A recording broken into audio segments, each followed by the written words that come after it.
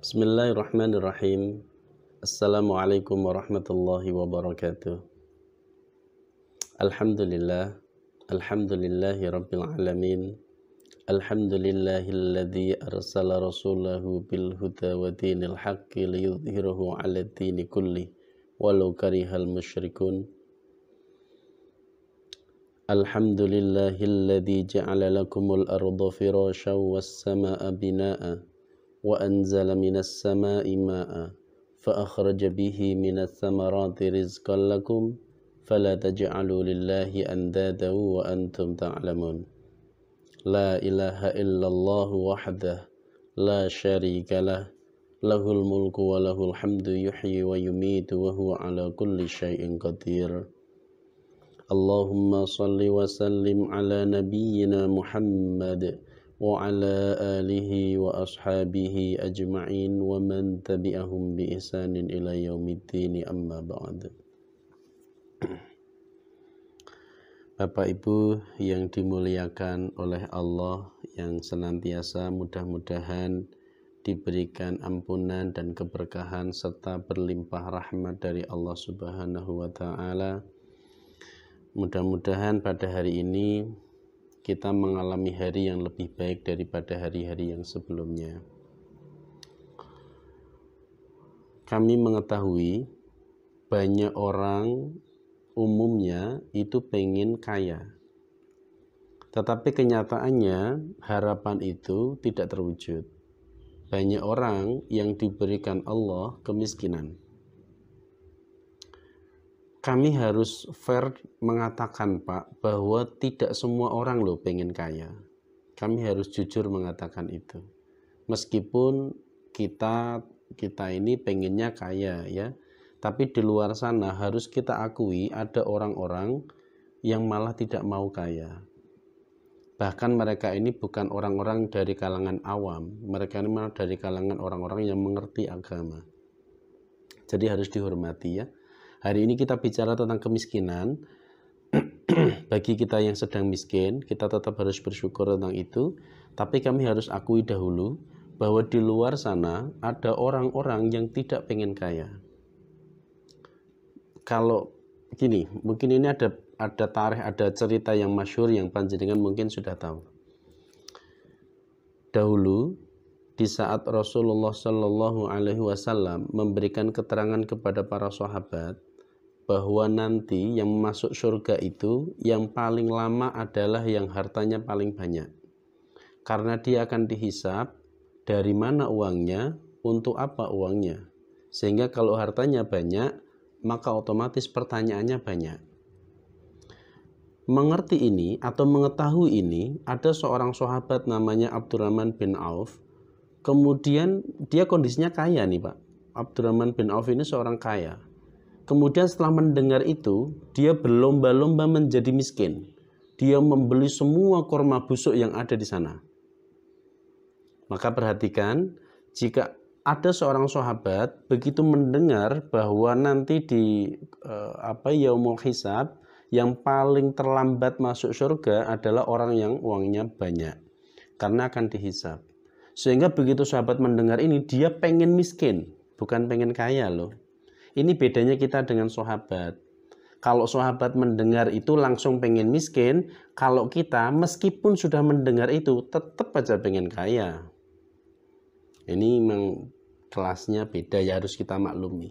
Tapi harus kita akui di luar sana orang-orang ada yang tidak ingin kaya. Harus kita akui. Salah satu alasannya adalah supaya tidak terlalu banyak dihisab, atau supaya hisabnya tidak terlalu lama. Lah mau lama gimana? Dihisab dari mana uangmu? Uang yang mana ya Allah? Yang sedikit itu, oh dari sini. Enak jawabnya karena sedikit. Untuk apa uangmu? Yang mana ya Allah? Yang sedikit itu loh. Oh buat makan ya Rob. Selesai, karena memang uangnya sedikit. Tapi bayangkan kalau dia punya uang triliunan, miliaran, ratusan triliun, maka jawabannya akan sangat banyak. Pertanyaannya dari mana uangmu? Pertanyaannya sangat banyak jawabannya. Untuk apa uangmu? Karena uangnya banyak, jawabannya pun jadi banyak sekali. Maka bisa menjadi yaumul hisab itu menjadi sangat lama bagi dia. Itu ya kita akui. Tapi baiklah, kita kembali ke era kita. Kita ini orang-orang awam, Pak, hanya kelas santri, hanya orang awam, orang desa biasa. Tentu pengen kaya itu lumrah, wajar ya. Kita semua rasa-rasanya memang pengen kaya. Meskipun kita tahu ada yaumul hisab, ada sejarah Abdurrahman bin Auf dan lain-lain. Meskipun kita berharap kaya, tapi kenyataannya mungkin hari ini diberikan miskin, mungkin. Maka jangan berkecil hati. Karena kami pernah membaca, dan ayatnya masyhur, jenengan mungkin juga pernah mendengar dan membacanya sendiri. Fa inna ma'al usri yusra, inna ma'al usri yusra. Dan sesungguhnya, ma'a itu arti dasarnya sebenarnya adalah bersama, beserta. Tapi ada juga penafsir yang menafsirkan ma'a adalah setelah. Jadi ada yang menafsirkan sesungguhnya bersama kesulitan ada kemudahan. Ada yang menafsirkan setelah kesulitan baru ada kemudahan. Ayat ini diulangi 2 kali sebagai penegasan, atau ada yang menafsirkan kesulitannya 1, kemudahannya 2. Ada juga yang menafsirkan demikian. Allahu a'lamu bishawab. Nah, tetapi begini. Miskin, apa mudahnya? Miskin itu susah. Miskin itu sebuah kesulitan. Lalu apa mudahnya? Apa keuntungannya? Rasa-rasanya tidak ada yang perlu dibanggakan dari orang miskin.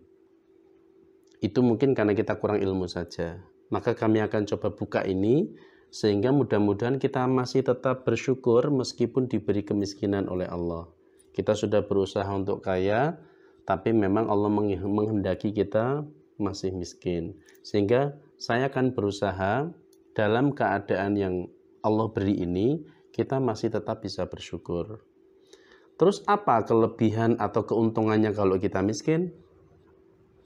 Ya, tentu masalah hisab itu salah satu keuntungan yang besar sekali, itu benar. Tapi baiklah, kalau iman kita nggak cukup sampai ke sana, kami akan terangkan keutamaan yang lain.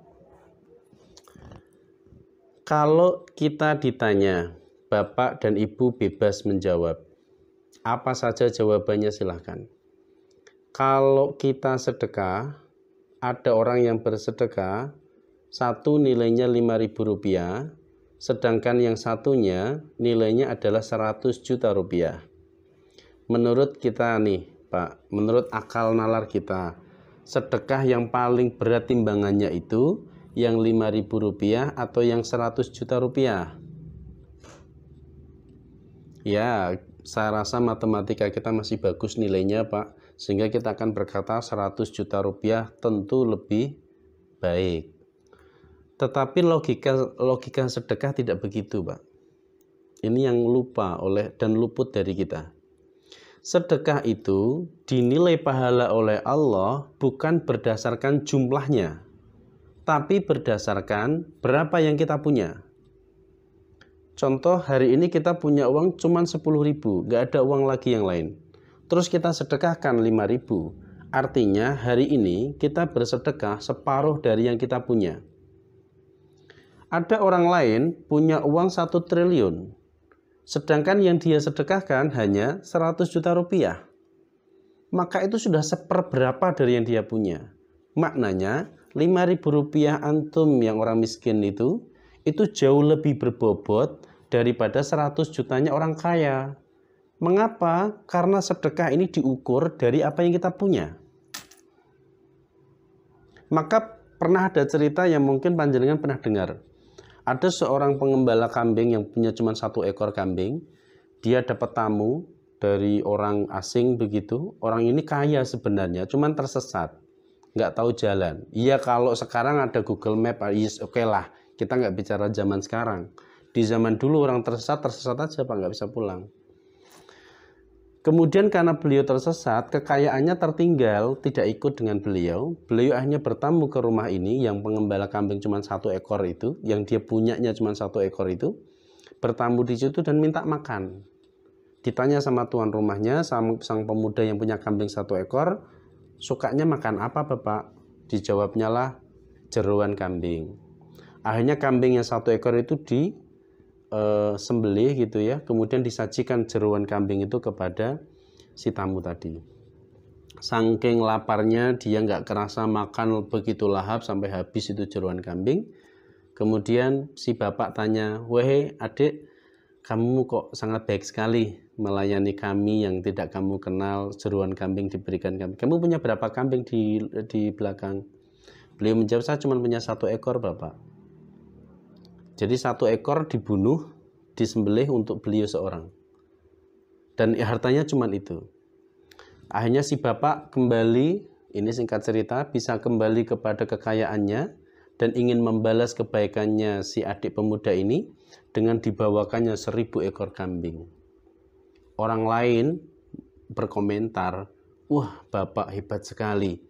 Diberi 1 ekor kambing, kok bisa membalas dia dengan 1000 ekor kambing. Bapak sangat hebat."